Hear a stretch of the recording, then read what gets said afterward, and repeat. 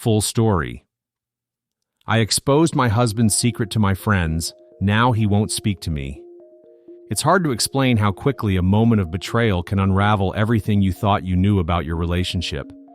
My husband and I had always been solid, or at least I thought we were. We had been together for 7 years and married for 5. We had 2 beautiful children, a 3-year-old son and a 1-year-old daughter, and to the outside world, we were the picture of happiness. But behind closed doors, like so many couples, we had our struggles. Lately, though, things had been tense. We had been arguing more than usual. The usual lightheartedness in our relationship seemed to be fading, replaced by petty disagreements that felt bigger than they really were.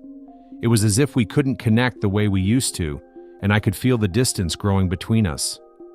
One night, we were in the middle of yet another argument, the kind where neither of us could even remember what had started it. He was frustrated, and I was fed up. And in the heat of that moment, I said something I knew I shouldn't have said. Something that, looking back, was just cruel. I said, "You're just like your father." I instantly regretted it. I didn't even mean it. But the words had already left my mouth, and once they did, I could see the shift in him. His face dropped, his eyes became distant, and I knew I had just hurt him in a way I never intended to. But what happened next shocked me. He didn't shout, didn't even respond. He just walked away from me, as if the argument was over and he was done with me. I tried to chase after him to apologize, but he refused my hug and walked out. That was the last time I saw him for an entire day. He didn't answer my calls, didn't return my texts, and didn't even bother coming home until 4 a.m. the next night. He was drunk, slurring his words, stumbling into the house like a completely different person. I had never seen him like that before, and it broke my heart. He kept saying, "I'm nothing like him. Why would you say that?" Over and over again. All I could do was hold him and apologize, but it felt like it wasn't enough. What had I done? What could I possibly do to make this right?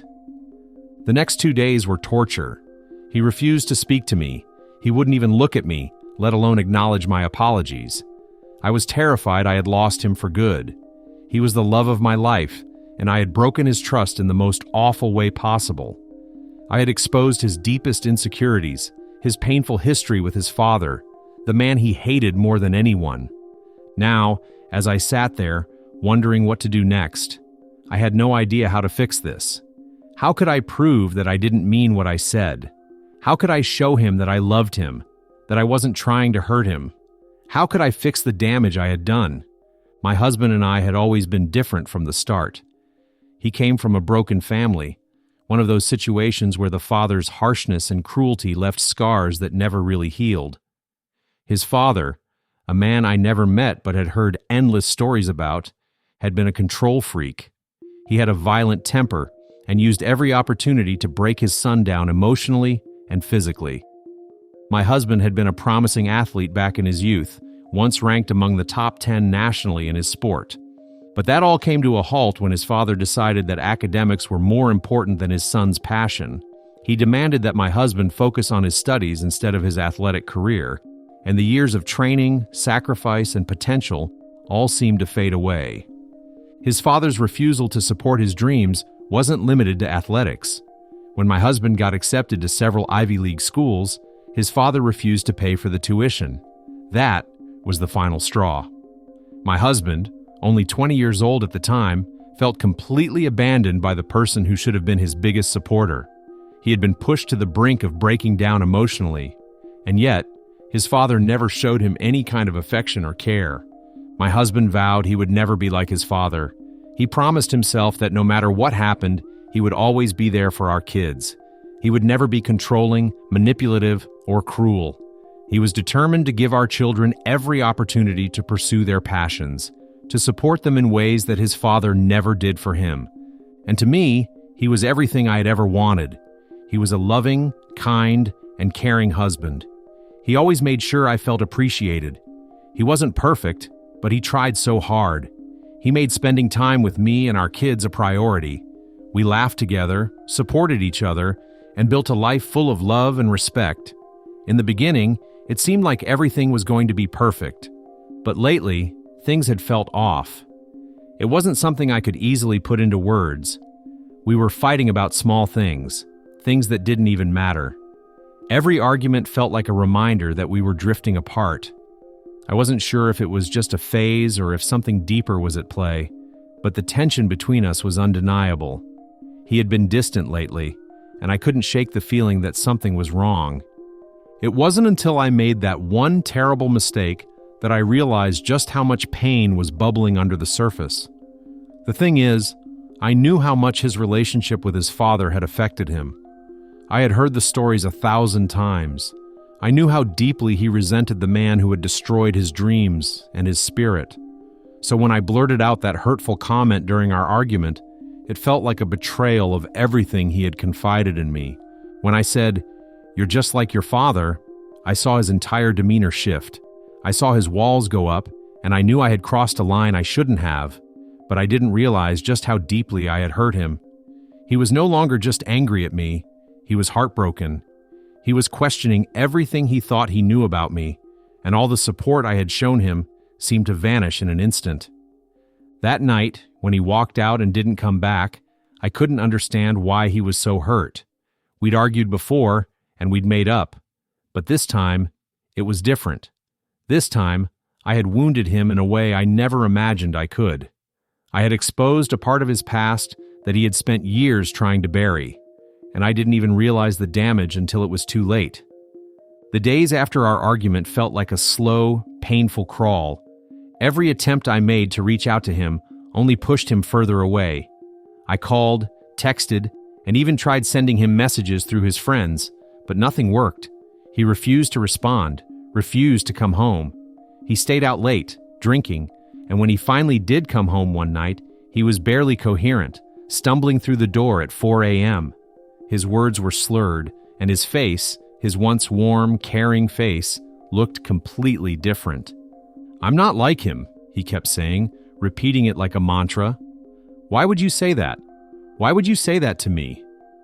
I held him, trying to offer comfort, but I could feel the disconnect growing between us. This wasn't the man I had married, the man who had always been open with me about his past, about his father, about his pain. And yet, here he was, shutting me out completely. It was like the wall he had spent years building around his emotions was back in full force, and I was on the other side of it, unable to get through. The silence between us was deafening. I tried to apologize again and again, but the words felt hollow, useless. I knew I had hurt him deeply, but how could I fix it? How could I make him understand that I didn't mean what I said? How could I convince him that I loved him and that my words were a result of my own frustration, not an attack on his character? The worst part was that he wouldn't let me in. He wouldn't talk to me, wouldn't even look at me. And as the days passed, I started to see the toll it was taking on him. He wasn't eating the meals I made for him. He wasn't even acknowledging me when I tried to get his attention. It was as if I no longer existed to him. And that's when it hit me. This wasn't just about a stupid argument. This was about something much deeper. This was about trust. This was about me crossing a line that I couldn't take back. I had made him question everything we had built together, and the damage I had done was bigger than I could have ever imagined. The worst part? I had never intended to hurt him that way.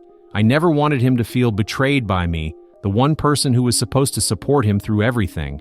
But in that moment of anger, I had attacked him where it hurt the most: his past, his relationship with his father, the very thing that had shaped him into the man he was today. I had broken his trust, and now I had no idea how to fix it.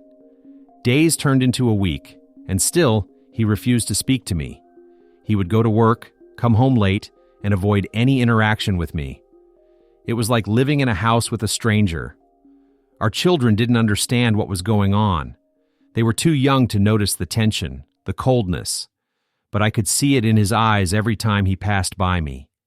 The anger was still there, simmering beneath the surface, and the love we once shared seemed to be fading away with every passing moment. I knew I had to do something to fix this, but I didn't know what. I tried talking to his friends, asking them for advice, but they were just as confused as I was.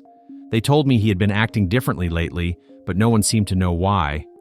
I was alone in this, and the more I thought about it, the more I realized that the only person who could fix this was me. I couldn't stand the thought of losing him, of him living with this pain. I had to find a way to get through to him. But what could I do? What could I say that would make him believe that I didn't mean those words? That I didn't see him as his father? That I wasn't the person he thought I was? The idea of us living in this silence forever was unbearable. I had already tried everything I knew how to do, apologizing, begging, offering comfort, but nothing was working. I needed something bigger, something more meaningful. I had to make him see that I truly understood the gravity of what I had done, that I was sorry, not just for the words I said, but for the pain I had caused him. It was another week before I saw any sign that my husband was even considering forgiving me. I was starting to lose hope. Every attempt I made to get through to him felt like a failure. It was like we were living in two separate worlds, me on one side, him on the other. But then something happened. One evening, after a particularly cold day, he came home from work with takeout in hand. It was the first time in days that he'd come home with anything other than silence. My heart skipped a beat when I saw him. For the first time, I felt like maybe, just maybe, we were going to get past this. We sat down to eat as a family, our two kids, still blissfully unaware of the tension between us, chattering away as usual. The normalcy felt like a breath of fresh air. But despite the peaceful moment, I could feel the weight of the situation hanging over us. He was still distant, his usual warmth not present. I tried to keep the conversation light, but I could see the sadness in his eyes, the walls still up between us. After dinner, I finally gathered up the courage to ask, "Can we talk?" He hesitated, looking at me for a long moment before sighing. "What do you want to say?" His voice was low, guarded. "I'm so sorry," I began, my throat tightening with emotion. "I never meant to hurt you. I should never have said what I said. You are nothing like your father, and I was wrong to even suggest it. I don't know why I said it. I was frustrated, and I lashed out. But it wasn't about you. It was about me not being able to handle the tension between us. I love you. I love you more than anything, and I want to make this right. I want us to move forward. I can't bear to see you like this. Please, I need you to know that I didn't mean it. You're everything to me." He didn't say anything at first. His eyes were fixed on the floor, his fists clenched in his lap. It felt like an eternity passed before he finally spoke. "I don't know if I can forget what you said," he said quietly. "But I also don't want to keep living like this either." I reached out, gently placing my hand on his. "I'll do whatever it takes to show you that I'm sorry, that I didn't mean it. I'll go to therapy. I'll work on myself. I promise, this won't happen again."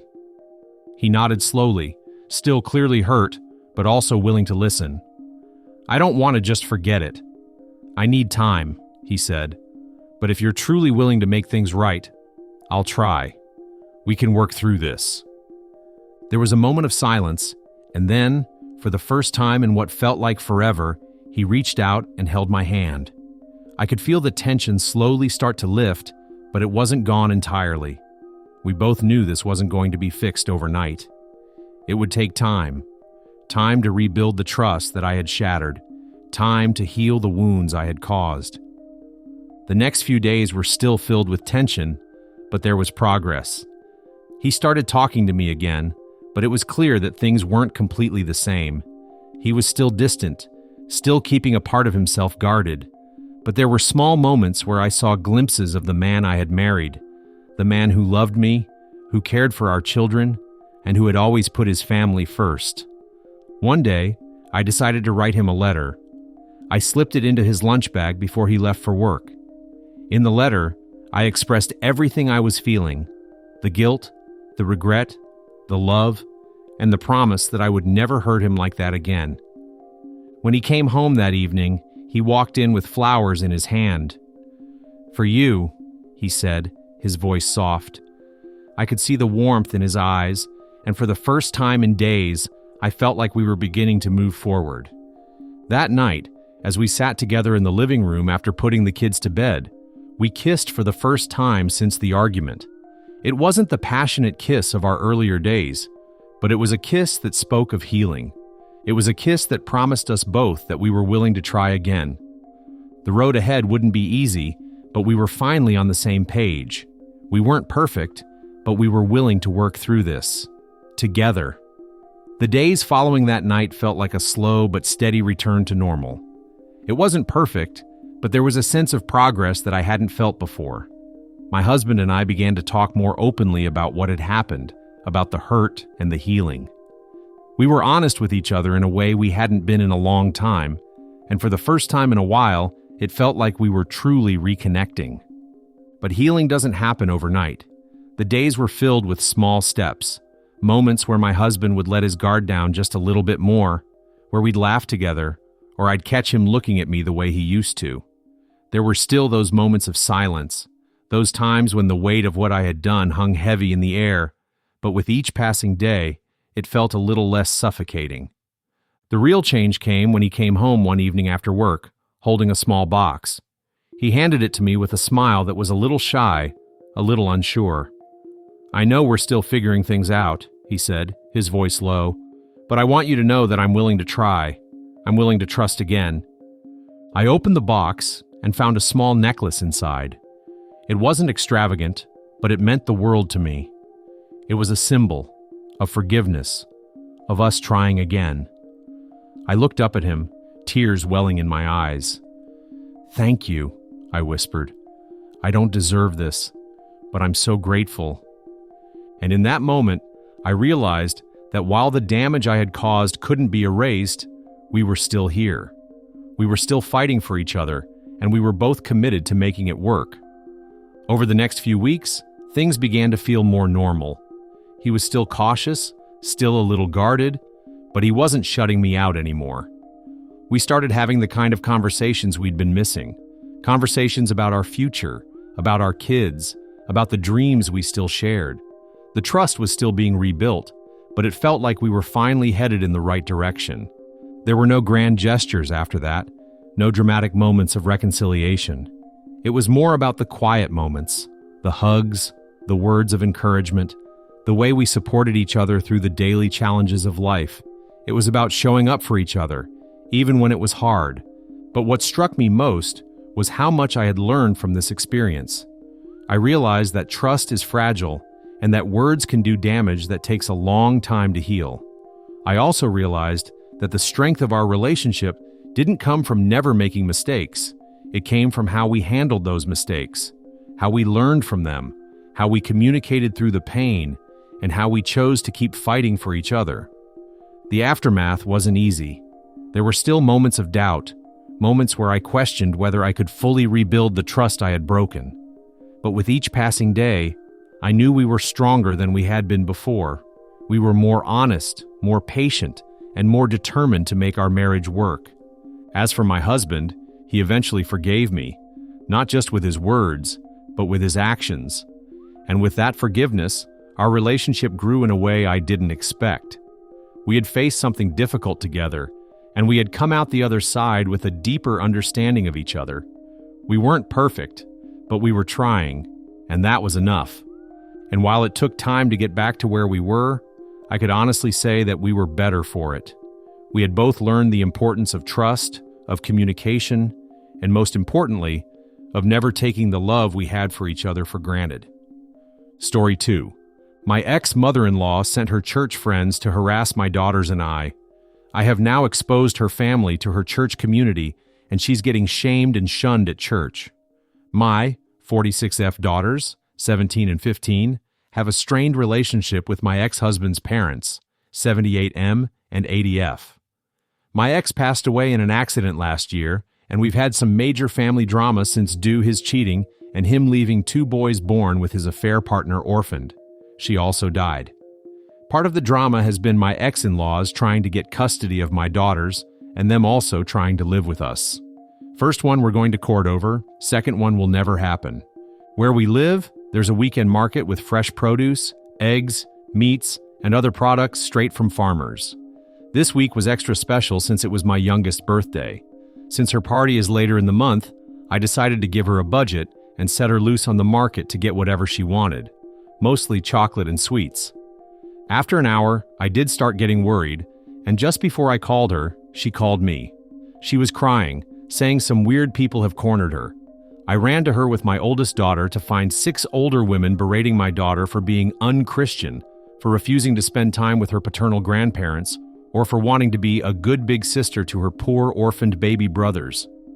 My daughters are the ones that found out about my ex cheating and the babies, so they aren't fond of the kids. It's trauma, and they are working with a therapist. I got between the group and my daughter, telling my eldest to go pay the stuff her sister had and to go to the car. Then I turned to the women, some who I knew from when we went to my ex-in-law's church, and ripped them a new one. They told me I was worst for refusing to obey my ex-in-laws like a good Christian wife. Barf. Eventually, the screaming turned too loud, and we were all asked to leave the market. I met with my girls in the car, the women following me like a group of vultures. I managed to get in the car and drove away. After my girls went to bed, I got online to talk to another member of that church that I'm in good terms. I told him about what happened, and after he apologized, he told me what was going on. My ex-mother-in-law posted this massive story in the church's Facebook group about how horrible my daughters and I are, how we are leaving them homeless and penniless. They inherited my ex's personal bank account and his life insurance, and how my daughters don't even talk to them. She also accused us of being the reasons she lost her grandsons. The boys are now living with distant relatives of my ex-husband. Basically, it was a sob story worthy of a Hallmark movie. And of course, they were getting all the love and support from the more extremist members of their church. This church and its members are a bit annoying, especially with LGBTQ topics, but they have a small saving grace. They are incredibly strict about cheating. It's a big no-no, be it from a husband or a wife equally. Now, how did she get around blaming me about affair children without exposing the cheating? She claimed the other woman was our surrogate since I was unable to have more children, then said I didn't want the babies because they were boys, which is absolutely disgusting to be accused of. Well, I decided it was time to clean up this mess, and since I was mid-divorce when my ex died, I had all the evidence needed. And since the divorce wasn't completed, I don't have any legal ramification for releasing all the evidence. I was off the next day and went to a print shop to get copies of all the delightful pictures of my ex cheating, his text conversations with his affair partner, the ones with his parents confessing to his cheating and getting support from them, my ex-in-laws harassing me about the divorce, and my coup de grace, all the emails and text messages of them bullying my daughters about their baby brothers. In one of them, they call my daughters bastards, and telling them it was their fault their father died since they told me about the affair and I began the divorce. This one was literally 2 days after my ex died. I paid extra for all of this to be printed in beautiful high-quality paper. Then when I got home, I sat down for hours to make delightfully personalized binders. They look like the little prayer song packets the church give for everyone to take to sing hymns. The first picture when opening the binders is my ex and his side woman making out in our living room. Their faces are easy to discern, and the girl looks nothing like me. Different skin tones and hair color. Underneath I wrote, ex-husband's name and affair girl's name, love story. I took them to the church before service. There's a desk in the back with the songbooks for people that need forget their own, and they never check them. The gossip mill was quick and harsh. The names my ex and his affair partner got called in the Facebook were so bad, the pastor himself had to get involved just to keep things relatively PG-13. People were angry at my ex-in-laws for their abuse to my daughters, but what made me laugh was that I was still in the wrong for the divorce. But it is understandable that I failed on my duties after the shock, and I possibly will one day return to the light, unlike my cheating husband and his Jezebel. They used another word I can't use here, I imagine. I got 2 apology letters in the mail for my girl and an invitation to join the church for support. As for my ex-in-laws, they got shamed into leaving the church. My ex-mother-in-law made a post on her wall about how alienated she feels and how no one cares for the elderly anymore, how she wished her great son was still alive since he would have taken care of her and her husband. With what money? I don't know, since I was the breadwinner. Explanation on the will. My ex-husband had a will that named his parents as beneficiaries. As far as I was aware, he had told me he had named our daughters, not them. I never pushed for me to be the beneficiary as my own. Will has my daughters as the beneficiaries, not him.